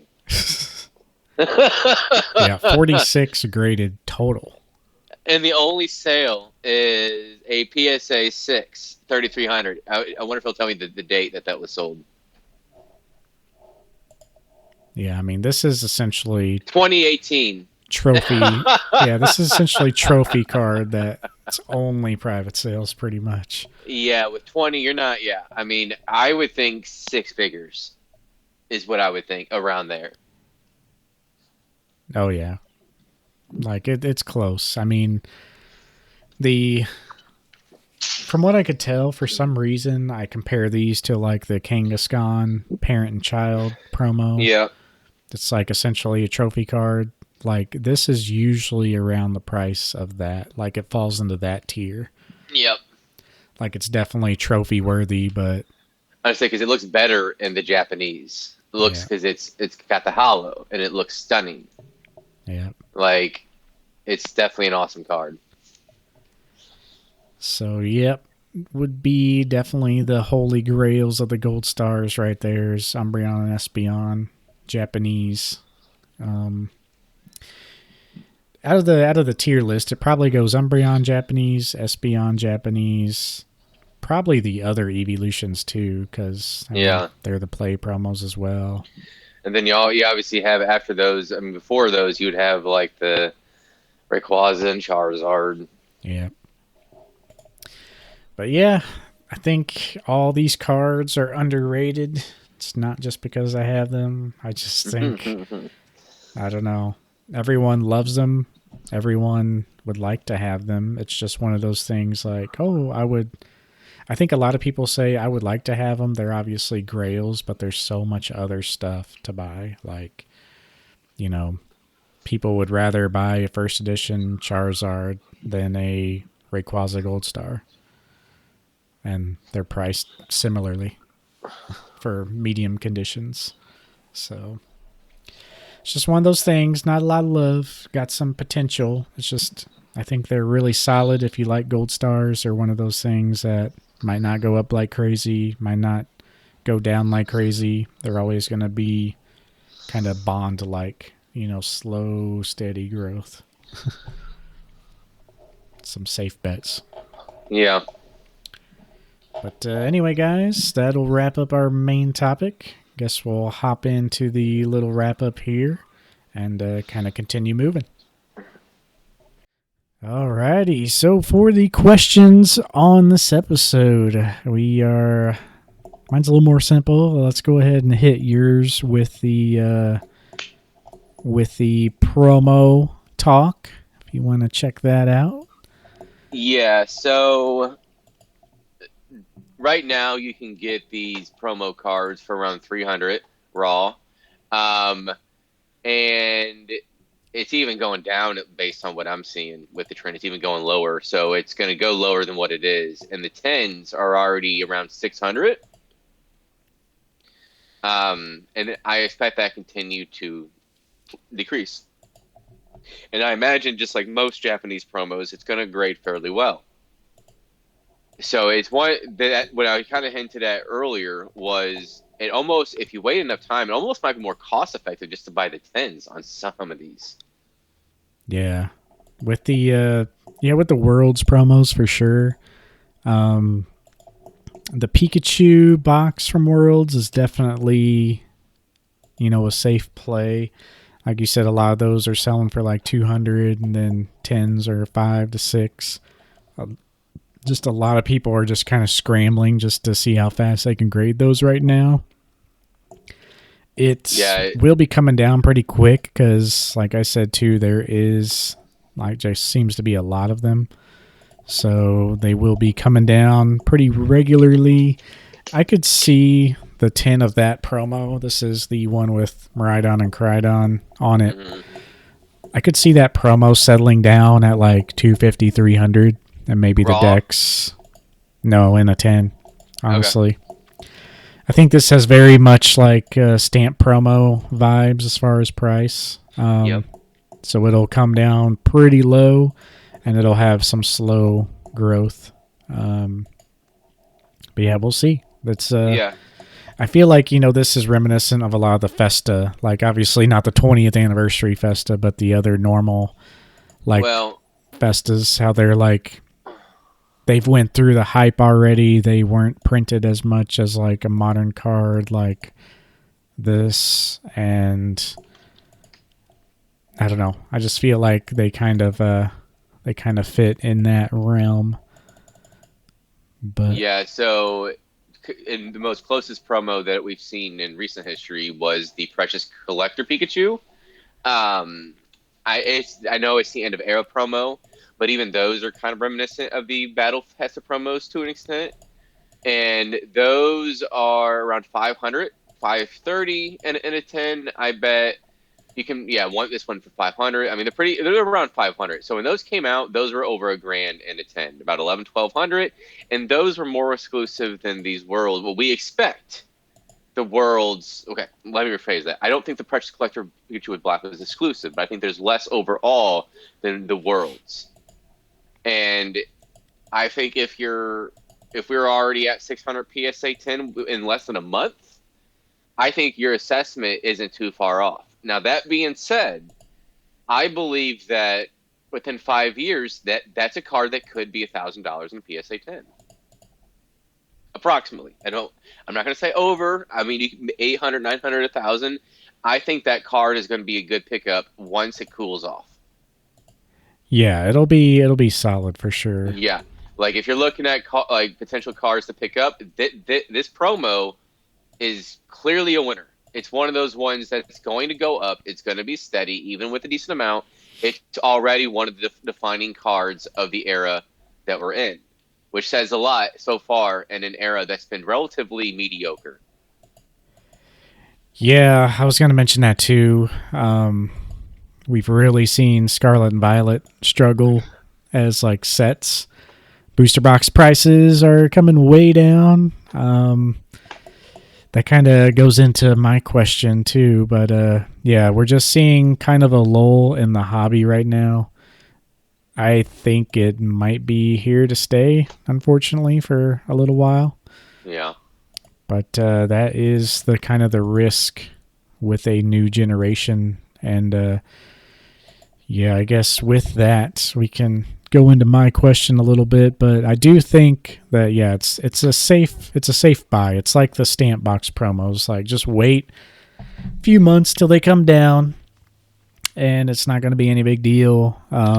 If you do pick this up for around 300 or so, I think that'll be a solid price to like really jump on it, because I, for one, don't think it's going to be 1,000 in a few years just because of the Festas, like seeing what they've done. They're barely reaching over 1,000.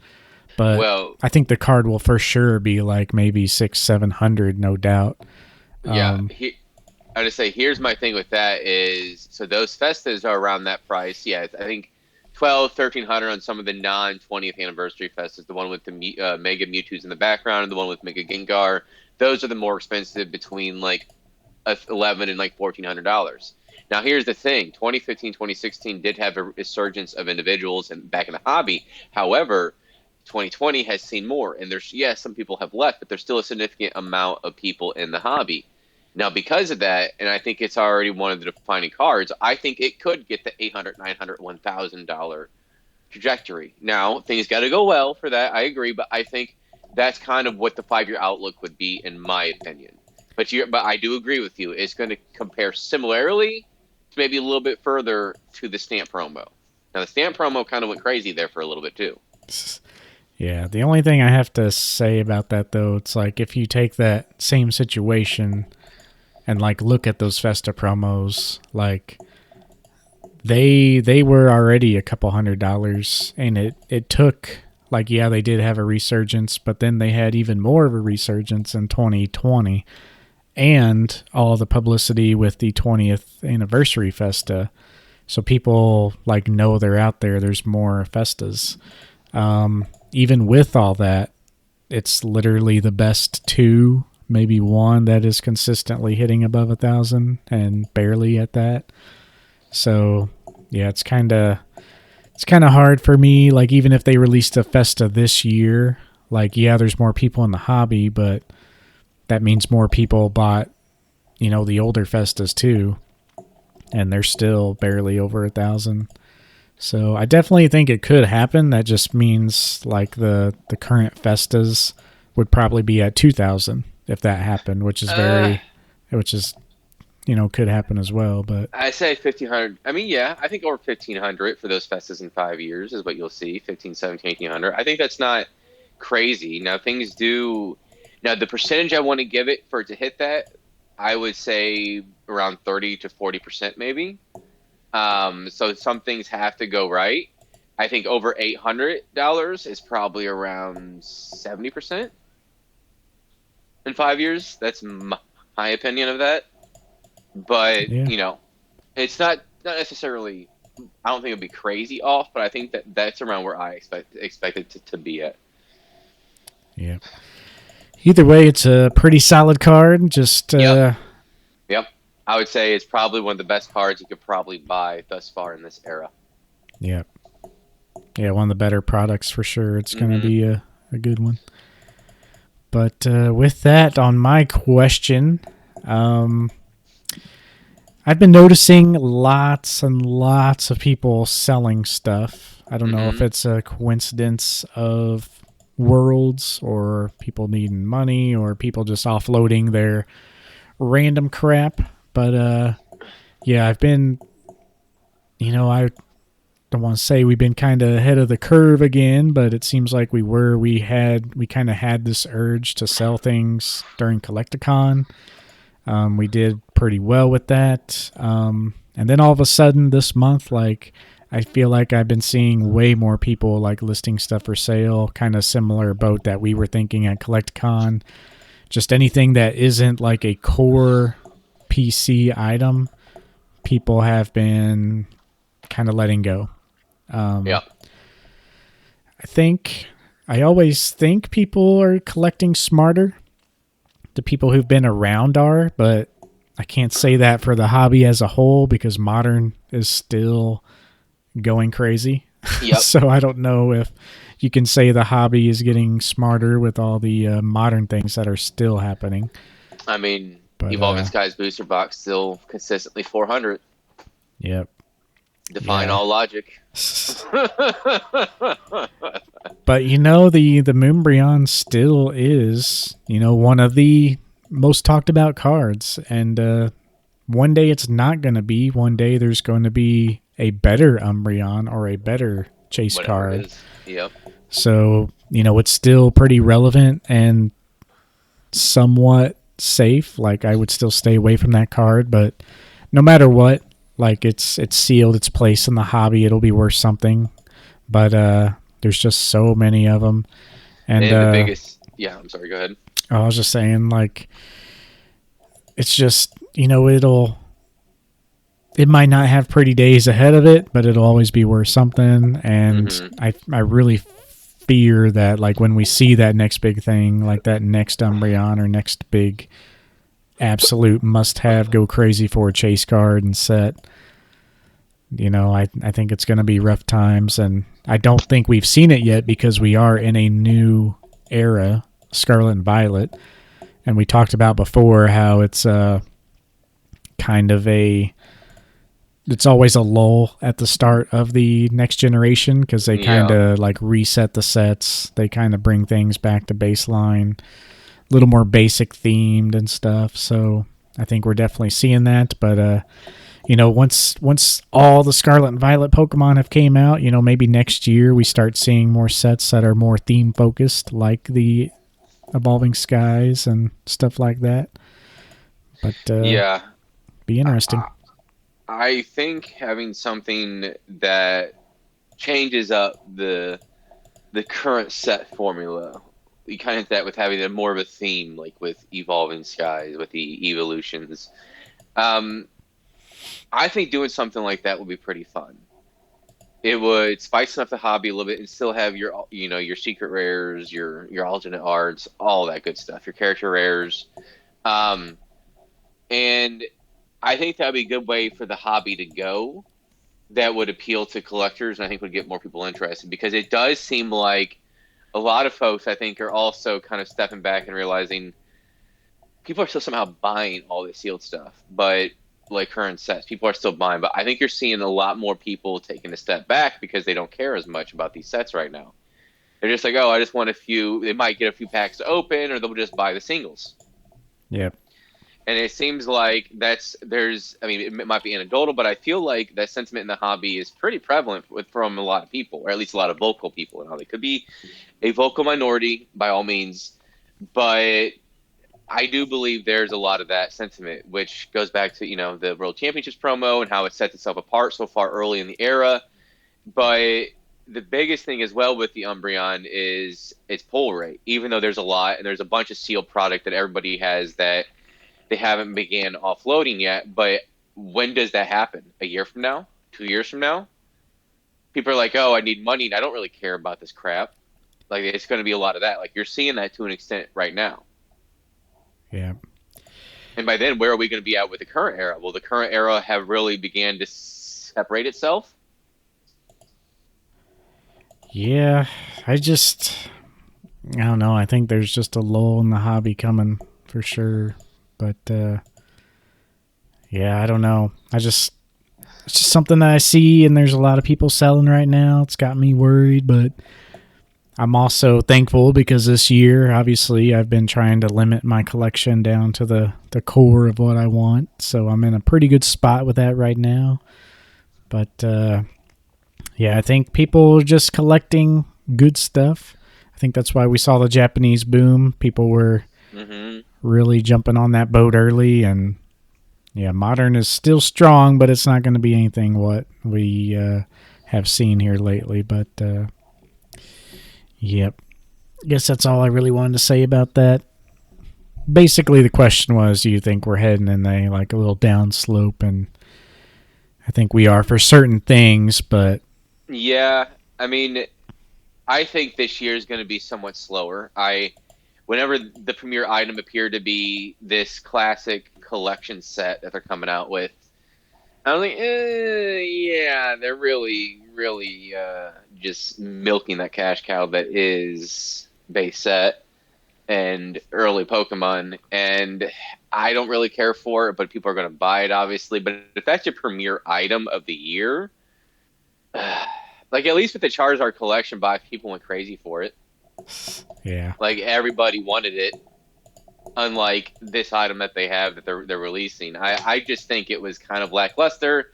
I assume next year they're going to pick up a little bit.